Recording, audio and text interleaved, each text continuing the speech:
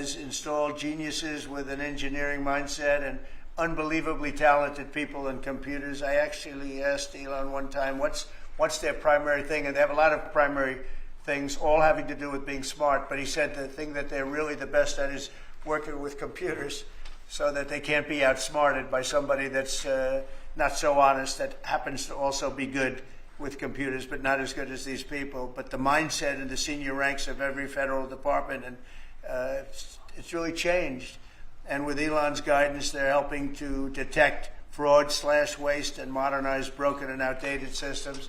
So as you know, we're talking about various systems and changing systems. And, you know, sadly, it takes a long time to do that. You'll change, let's say, a system at IRS and computerize it properly, where the job can be done in 1/10 the time, but it takes sometimes years to rebuild those systems.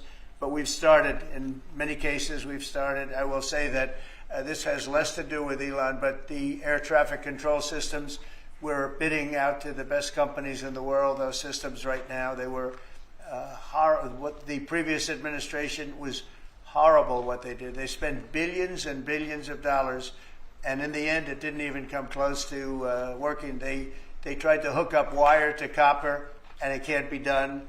And they just spent billions of dollars and just wasted money. Actually made the system much worse. So we're going to get a brand new modern system. Congress is working with us on that, and we're going to get it done as quickly as we can. But it's in the works, and once it's done, it'll be good for 30 years. But we have a system that's 48 years old and would have a modern computer hooked into a very outdated computer, and they don't hook up. I mean, they didn't hook up. So after spending billions of dollars, they turned on the system, and in never any cases, from local to countrywide, they never worked. More than 75,000 bureaucrats have voluntarily left their taxpayer-funded jobs to come out and really do the job. Countless wasteful and unnecessary contracts have been terminated, and you know that we have terminated many, many contracts, and many contracts, Elon, are right now being looked at, and it may be 6 months, it may be almost a year in some cases. We're going through procedures, we're going through courts, and we'll remember you as we announce billions of dollars of extra waste, fraud, and abuse. Just as an example, DOGE canceled $101 million for DEI contracts at the Department of Education, $101 million, and that was just a small section of the Department of Education. $59 million for illegal alien hotel rooms in New York City, and the landlord never made the kind of money that he made in the last short period of time. $59 million to a hotel in New York City. $45 million for diversity, equity, and inclusion scholarships in Burma. In Burma, does anyone know about Burma? $42 million for social and behavioral change in Uganda. $40 million to improve the social and economic inclusion of sedentary migrants. I can say it's $2 billion to Stacey Abrams and her environmental movement. There was $100 in the account, and all of a sudden they found $2 billion in the account. And I assume that's being looked at. I don't know. I'm not sure, but I assume that's being looked at. Think of that, $2 billion. And then Lee will tell you there's another one over there for $20 billion being spent on another environmental correction. $20 billion, not 20 million, a lot, not 200,000, which is a lot. So think of it, in her case, you have $100, and now all of a sudden she gets hit with an infusion of $2 billion just before I take office. $20 million for Arab Sesame Street in the Middle East. Nobody knows what that's all about. Nobody's been able to find it. $8 million for making mice transgender. So they spent $8 million on making mice transgender. And those are better than many of the others. I could sit here all day and read things just like that, but we have other things to do. So it's much, much more than just that. We're totally committed to making the DOGE cuts permanent and stopping much more of the waste in the months to come. We want to get our great, big, beautiful bill finished and done. After that, we put some of this into the bill, but most of it's going to come later. We're going to have it cauterized by Congress, affirmed by Congress. In some cases, we'll make cuts. In some cases, we'll just use it in a different layer to save the money. But it's hundreds of billions of dollars. DOGE has also fully modernized the federal retirement process and continues to work very hard on the IRS modernization. But we're taking that over with DOGE. Many of the DOGE people, Elon, are staying behind too, so they're not leaving. And Elon's really not leaving. He's going to be back and forth, I think. I have a feeling. It's his baby, and I think he's going to be doing a lot of things. But Elon's service to America has been without comparison in modern history. He's already running one of the most innovative car companies in the world. You look at his factories and compare them with some of the old factories we have, and it's a big difference. And the most successful space company, and I guess in history you would have to say the largest free speech platform on the internet, etc. Yet Elon willingly, with all of the success, he willingly accepted the outrageous abuse and slander and lies and attacks because he does love our country. I know that very much. He loves our country. He comes from another country, a country that's going through trials and tribulations, I would say. But he's all about the USA, and Americans owe him a great debt of gratitude. So I just want to thank Elon for his time as a special government employee. Can you imagine? They called him an employee, but it's a special government employee, and for coming and helping us, and he really has changed the mindset of a lot of people. A lot of people thought, maybe we'll cut 1% or 2% or 3%. Then they said, wow, we can cut a lot more than that. And we're going to do it very surgically. We're going to continue on the march. We're making America great again. When I was in Saudi Arabia, and we were in, as you know, three really great countries, predominantly the three. Qatar was great, UAE was great, Saudi Arabia, incredible. Such an incredible experience to be in those three countries. But the Crown Prince of Saudi Arabia, and I must tell you, the great leaders of the other two that we just mentioned, they all said the same thing, that the United States is the hottest country right now anywhere in the world. And 6 months ago, we thought it was dead. It was like a dead country. And it would have been a dead country if we didn't have the right result on November 5th. It would have been a horrible, horrible situation was going on with the borders, with transgender for everyone, men playing in women's sports, and so much more. But they were saying the hottest country anywhere in the world. And then I played that little clip because I was one person who was respected, but there were two people, because Joe was in that one too. Joe's a good man. But that was one group of people saying something about the success of what we've done over the last 4 months. They cannot believe it. In the one case, they said they've never seen anything like it as long as they've been doing what they've been doing. They've been doing it for a long time. So I want to thank Elon for helping. And again, the United States right now is the hottest country anywhere in the world. There's no country as hot, and we're doing really well. When I left, we had no wars, we had no problems. We defeated ISIS, we rebuilt our military, and we had no inflation. And when I came back, we had a lot of inflation. We had wars all over the place. We had the embarrassment in Afghanistan where we gave up billions and billions of dollars of military equipment, the most embarrassing moment in the history of our country, I believe. I believe that strongly. We have Russia with Ukraine. We had the attack on Israel in October, the horrible attack, October 7th. Horrible, horrible attack. Nobody's ever seen anything like it. And now we have something where we're really healing a lot of that. We stopped India and Pakistan from fighting. I believe that could have turned out into a nuclear disaster. And I want to thank the leaders of India, the leaders of Pakistan, and I want to thank my people also. We talked trade. And we said we can't trade with people that are shooting at each other and potentially using nuclear weapons. And they're great leaders in those countries, and they understood, and they agreed. And that all stopped, and we're stopping others from fighting also, because ultimately we can fight better than anybody. We have the greatest military in the world. We have the greatest leaders in the world. We put one of them in charge of the Joint Chiefs of Staff, as you know, General Raisin Kane. And We wiped out ISIS, completely wiped out ISIS in 3 weeks. They said it would take 5 years, and we did it in 3 weeks. And that's the way it is, but we don't want to have to use our military. We want to be peace through strength when we can, and that's the way we're going to have it. So I just want to thank Elon and all of his people. Most of those people are staying, almost all of them are staying, and they're going to be with us. And you're going to see the results coming long into the future. Even a year and 2 years later, you're going to see a lot of the results, and those hundreds of billions of dollars are going to be adding up, and they're going to continue to add. It'll be interesting, really interesting to see what the final number is going to be. But again, Elon gave an incredible service. Nobody like him, and he had to go through the slings and the arrows, which is a shame because he's an incredible patriot. The good news is that 90% of the country knows that, and they appreciate it, and they really appreciate what he did. And I gave him a little special something we have here. Thank you. A very special that I give to very special people.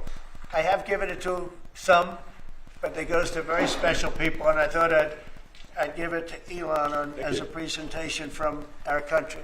Thank you. Thank you, Elon. Thank you. Take care of yourself. Thank you. You see the lock. The lock on this is amazing. Large lot. Well, let me say perhaps a few words. That this is not the end of Doge, but really the beginning. My time as a special government employee necessarily had to end. It was a limited time thing. It's 134 days, I believe, which ends in a few days. So, so that it comes with a time limit. But the Doge team will only grow stronger over time. The Doge influence will only grow stronger. It's I liken it to sort of Buddhism. It's like a way of life. So it is permeating throughout the government. And I'm confident that over time we'll see $1 trillion of savings and a reduction in $1 trillion of waste and fraud reduction. The calculations of the Doge team thus far, in terms of an FY25 to FY26 delta, are over 160 billion, and that's climbing. We expect that number will probably go over 200 billion soon. So I think the Doge team is doing an incredible job. They're going to continue doing an incredible job, and I'll continue to be visiting here and be a friend and advisor to the president, and I look forward to times being back in this amazing room. By the way, isn't this incredible? Look at this incredible. It's stunning. I think the way that the Oval Office, how the president has just completely redone the Oval Office. It's beautiful. I love the gold on the ceiling. Thank you. It's pretty nice. Yeah. It's been there a long time. That was plaster. Nobody ever really saw it. They didn't know the eagle was up there, and we highlighted. It's essentially it's a landmark, a great landmark, and that's 24-karat gold, and everybody loved it. And now they all see it when they come in. So it's been good. The Oval Office finally has the majesty that it deserves, thanks to the president. So I look forward to continuing to be a friend and advisor to the president, continuing to support the Doge team. And we are relentlessly pursuing $1 trillion in waste and fraud reductions, which will benefit the American taxpayer. That's it, really. Thank you, Mr. President. Thank you. Right. Great job. Fantastic. Thank Thank you, President Trump. The president mentioned that you had to deal with all the slings and arrows during your time at Doge. There's this New York some of the people, some of the media organizations in this room were the slingers. Well, so there is a New York Times report today that accuses you of blurring the line between. It's the New York Times. Is that the same publication that got a Pulitzer Prize for false reporting on the Russiagate? Is it the same organization? I think it is. I think the judge just ruled against the New York Times for their lies about the Russiagate hoax, and that they might have to give back that Pulitzer Prize. That New York Times? Let's move on. Okay. Next question. President Trump, Biden aides who used to work here are in talks with Republicans in Congress to go and testify about what they did or didn't do to possibly conceal President Biden's decline. Do you think that Dr. Jill Biden should also have to come in and testify about what she did or didn't do? Well, I hate the concept of it. It's the wife of a man who was going through a lot of problems, and everybody that dealt with him understood that. And I guess it came out during the debate loud and clear. That was the biggest signal of all. They have to do what's right. The country was there was a lot of dishonesty in the election, as you know, of 2020. That's been now caught. People understand it was a rigged election, and when you go further out, when you see the auto pen, I mean, I think the auto pen is going to become one of the great scandals of all time, because you have somebody operating it or a number of people operating. Because I knew Joe Biden. Joe Biden wasn't in favor of opening up borders, letting 21 million people into this from prisons and mental institutions and gang members. He wasn't into that at all. And you know, who signed these orders, proclamations, and all of the different things that he signed that set our country so far back, that was so bad for our country? With the auto pen, how would it work? Like, we're in the Oval Office right now. If there was a group of rogue staffers that worked for you who wanted to advance a bill or an executive order without your knowledge, how could they do it? How do they? Well, it's very hard, because I'd read your newspapers or your media the next day, and I'd say, well, I didn't approve that, and I would find it. I mean, they wouldn't get away with it for long, because I'd say, I never signed that. Who the hell signed that? Auto pens, to me, are used to sign letters to people, because we get, I think they said 20,000 letters a week, and you like to be able, when somebody takes the time to write a letter, it's nice to sort of write back. And auto pens are meant for that. Auto pens are not meant to sign major proclamations or tax cuts or borders, anything having to do with the border, which is so important. And if it happened on my watch, I would be able to see it, because the next day or sooner I'd be reading about something that I knew nothing about, and who the hell signed this?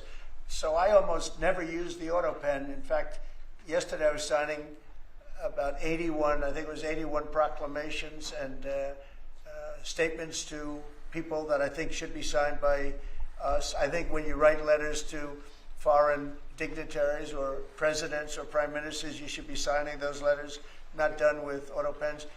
I understand he signed almost everything with an auto pen. It's a very dangerous thing. It really means you're not president. Whoever operated the auto pen, and we think we know who that is, and it was actually more than one person, but that's not what the presidency is all about. I hardly used to hear Mr. it. President, on China. Reinstate the tariffs on China. You said that they violated the agreement with the U.S. Well, they did. They violated a big part of the agreement we made. You know, if you read that whole statement, I was very nice to them. I helped them because they were in trouble with the stoppage of a massive amount of business. But I'm sure that I'll speak to President Xi, and hopefully we'll work that out. But yeah, it's a violation of the agreement. Yeah, please. Mr. President, can you give us an update to the latest ceasefire agreement that Israel has agreed to, but Hamas is still considering? Well, they're very close to an agreement on Gaza, and we'll let you know about it during the day or maybe tomorrow, and we have a chance of that. And I think we have a chance of making a deal with Iran also. They don't want to be blown up. They would rather make a deal, and I think that could happen in the not too distant future. That would be a great thing if we could have a deal without bombs being dropped all over the Middle East. That would be a very good thing. They can't have a nuclear weapon. We want them to be safe. We want them to have a very, very successful nation. Let it be a great nation, but we can't have that. They cannot have a nuclear weapon. It's very simple. And I think we're fairly close to a deal with Iran. Mr. Musk, a question for Elon. Yeah, please. You said just now that you look forward to being a friend and advisor to the president. So do you expect to continue advising the president and Doge informally, or are you going to sort of shift your focus entirely to your companies? Well, I expect to continue to provide advice whenever the president would like advice. I hope so. I mean, I expect to remain a friend and an advisor, and certainly if there's anything the president wants me to do, I'm at the president's service. Mr. Musk, on Doge, you said that there was $1 trillion promise for cuts from Yes, I think we do expect over time to achieve the $1 trillion. But what have you found in your time here was the biggest roadblock to getting those cuts? Was it the cabinet, or was it Congress, or something else? What was the biggest roadblock from your work? It's mostly just a lot of hard work. It's really not any one person or Congress. It's going through really millions of line items and saying just each one of them makes sense or does not make sense. Obviously, at times when you cut expenses, those who are receiving the money, whether they're receiving that money legitimately or not, they do complain. And you're not going to hear someone confessing that they received money inappropriately. Never. They're going to always say that they received money appropriately for an important cause. Naturally, that's what you'd expect. So we just have to. It's just a lot of work going through the vast expenses of the federal government and just really asking questions. What's this money for? Are you sure it's actually being used well? Many times we can't even find anyone who defends it. So for a lot of the expenses, there is actually no defender at all. And then we have to just work through the process of stopping the spending, where there's often literally no defender. Nobody even knows why the money's being spent. It's truly absurd. I mean, we find situations where there are millions of software licenses with 0 people using them. 0. Exactly. This is the quizzical expression. You're like, surely, if there's millions of software licenses, someone should be using them. No, and then we've got to go through the process of saying, okay, look, if no one's using the software, we need to terminate this software license agreement. That's everywhere in the government, by the way. Mr. Musk, what do you think would be easier, colonizing Mars or making the government efficient? It's a tough call, but I think colonizing Mars and making life multiplanetary is harder. And as I said, we do expect to achieve over time the $1 trillion of savings. We can't do it in like a few months, but if you say by I think the official end of DOGE, which the president may choose to extend, is the middle of next year. If you say by the middle of next year, with the support of the president and Congress, could we achieve $1 trillion of savings? I think so. We're on track to do so. Do you have faith that Congress is going to Go ahead. Mr. President, you had mentioned earlier in the week that DOGE had become a whipping boy, and as the president mentioned, you went through a lot to go through this process. Yes. Was it worth it for you, and what would you change? Yes, so what we found was happening was that if there were any cuts anywhere, then people would assume that was done by DOGE.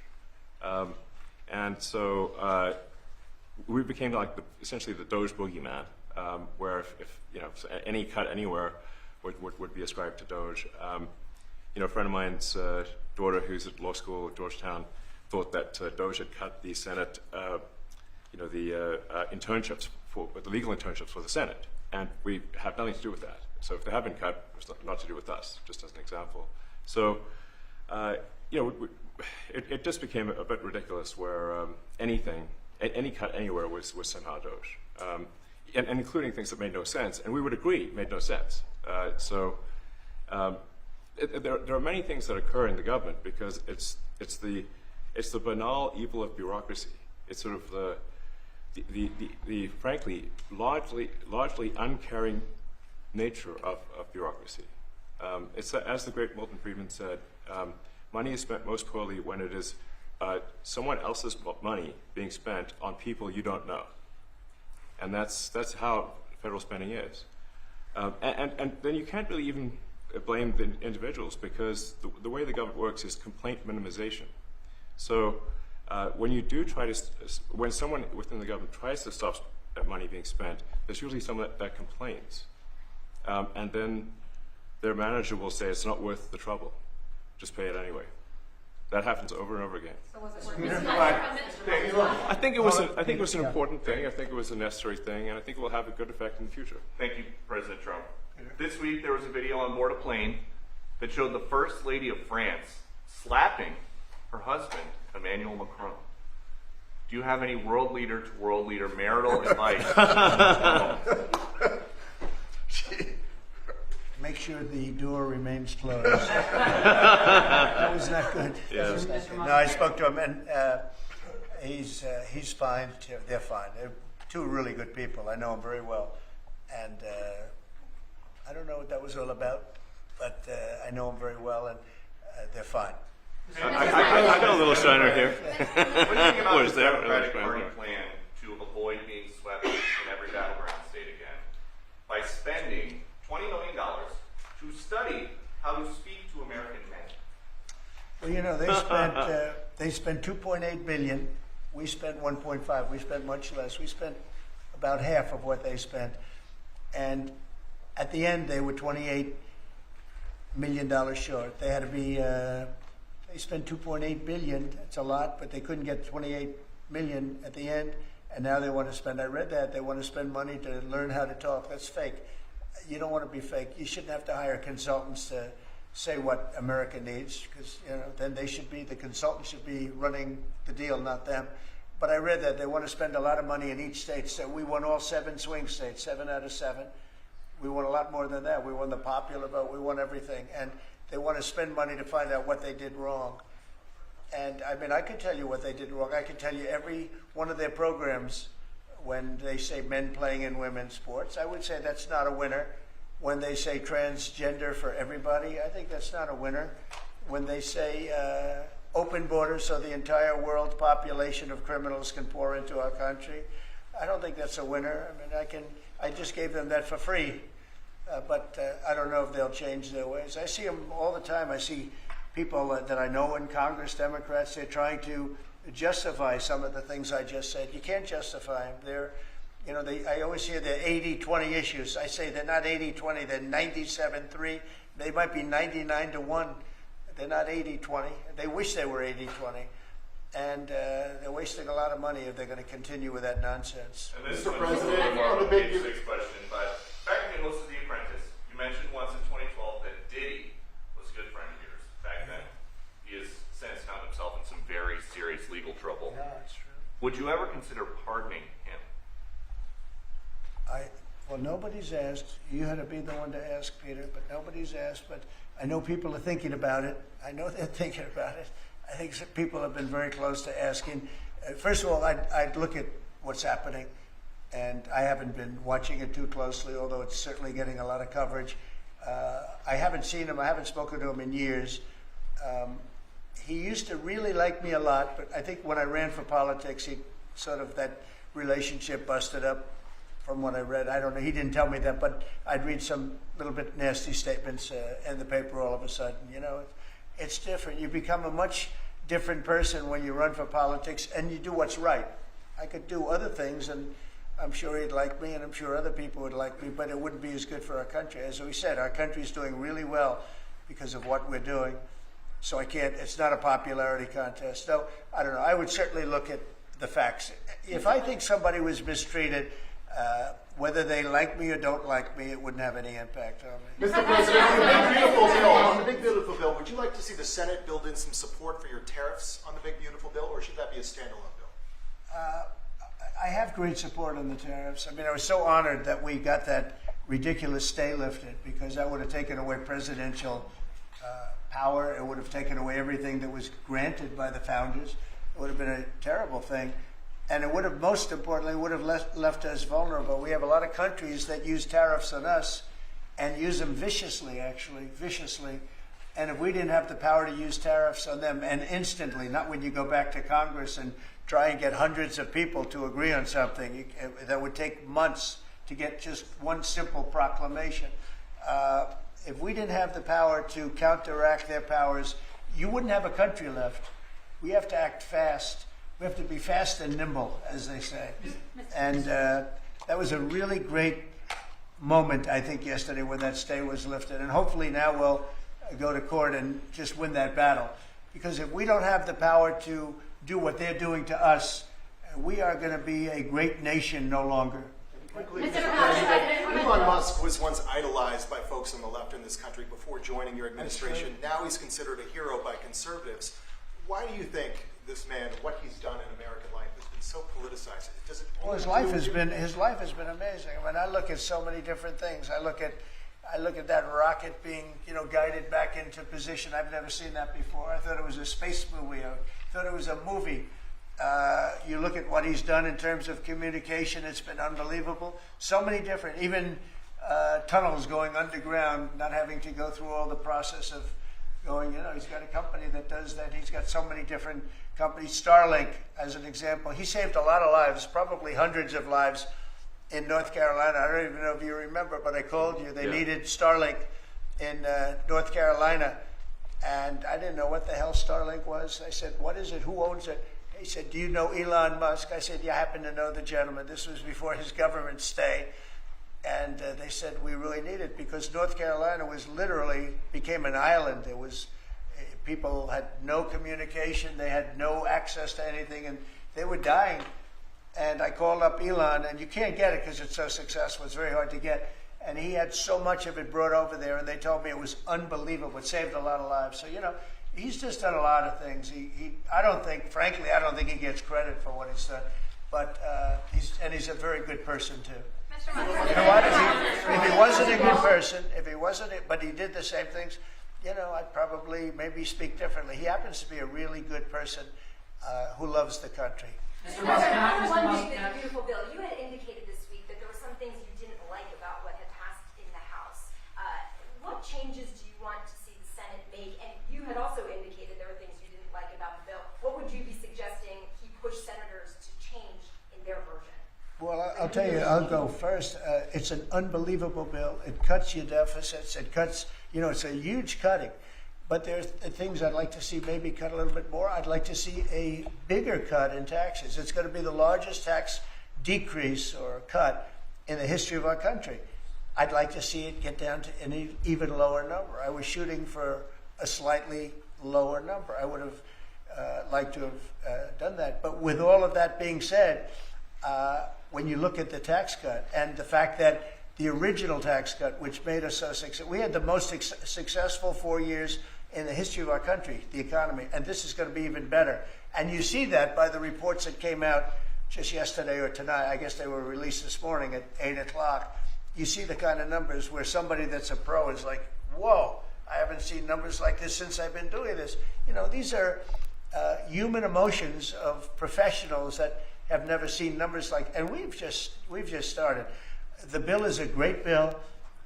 It's going to be jiggered around a little bit. It's going to be negotiated with the Senate, with the House. But the end result is it extends the Trump tax cuts. If it doesn't get approved, you'll have a 68% tax increase. You're going to go up 68%. That's a number that nobody's ever heard of before. You'll have a massive tax increase.